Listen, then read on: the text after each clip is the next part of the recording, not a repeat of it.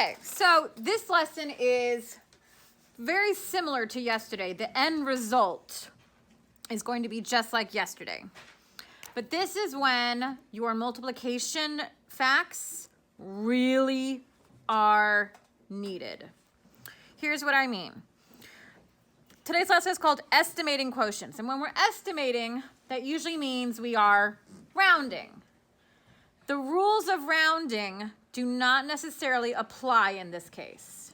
And I'll show you what I mean. So the first problem says Max wants to make 9 rubber band balls. Not 8, not 10, 9. He bought a jar of 700 rubber bands. Estimate to find out about how many rubber bands he can use for each ball. So it's wanting me to do 700 divided by 9.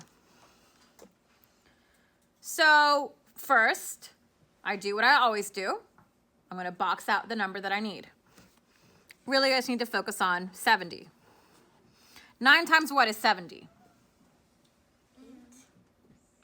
Nothing. 70 will not work. I cannot multiply anything by 9 and get 70. Is there something close? This will not change. 9 cannot change. Is there something close in the 70s that I can do? I see a lot of hands now. Annie? 72. 72. What times 9 is 72? 8. 9 times 8 is 72. So what if I estimated and instead of 70 or 700, I changed it to 720 divided by 9. Well, then that becomes, 9 times 8 is 72. Add on that 0. So about 80 rubber bands per ball. Will he have 80 when he gets to the 9th ball? No. But it doesn't say exactly, it says about. So what this whole lesson is about is manipulating these numbers, changing them to the correct multiples. So let's try another one. What if I have the number, here's an easy one, 48 divided by 5. Can I multiply something by 5 to get 48? No. If I'm dealing with 5, the end number in the ones place is going to be either a 0 or a 5. That's it. So what should I do to this 48? 50. Why is 50 the better choice than 45? It's closer. Again, when I'm estimating, I want to be as close to correct as I can. 48 down to 45, that's 3 away. 48 to 50, that's only 2. So I want what's going to have the least amount of difference. So 48 is going to become a 50, and 50 divided by 5 is 10. No big deal. Okay, but what about this? This is the first time we're seeing this. 235 divided by 8. All right. Again, we're estimating. So when we are estimating, even though it's not proper rounding, we still want to end in that 0. So here's what I do first. This is my original problem. I'm going to box out what's important. The 23 is important. I do not care about that 5. I'm just going to cross it off because it's going to disappear anyway. All I care about is that 23. Can I multiply 8 by a number to get 23? No. Is there something really close? 24. 24. 1 off.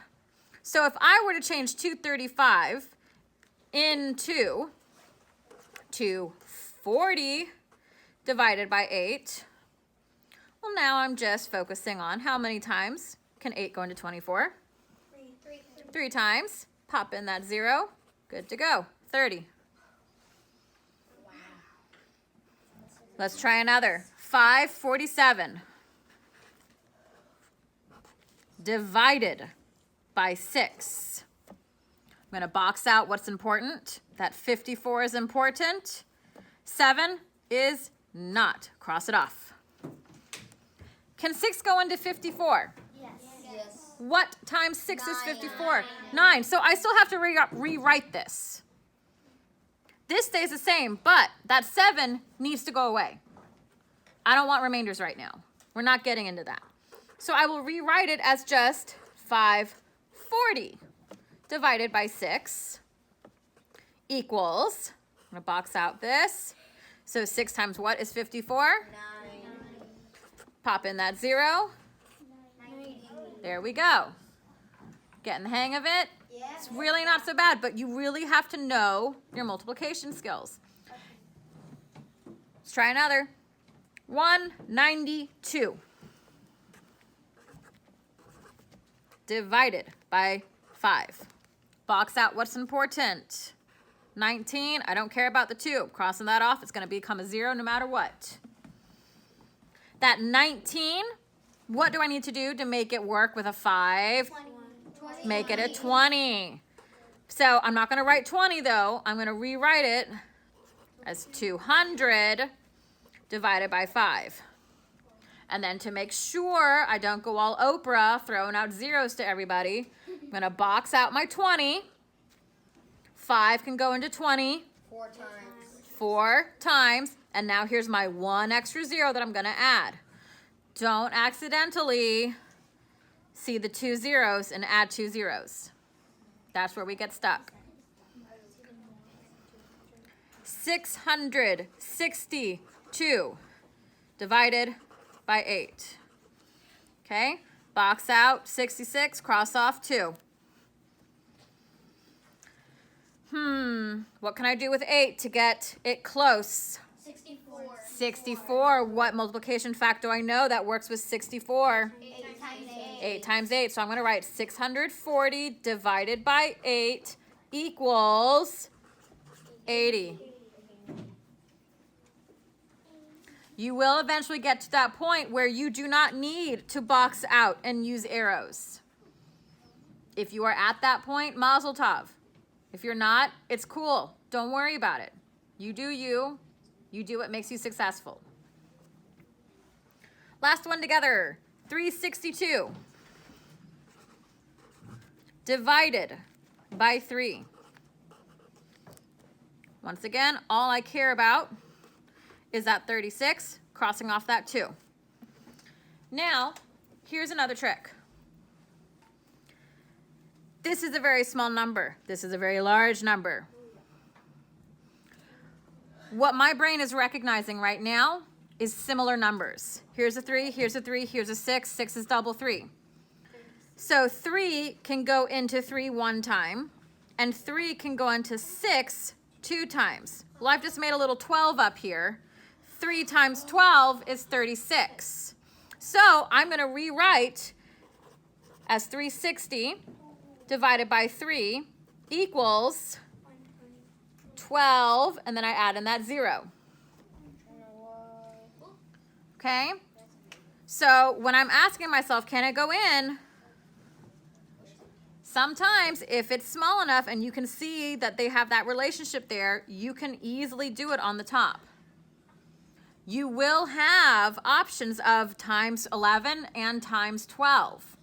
We're going beyond 10 in this lesson, so be on the lookout for that.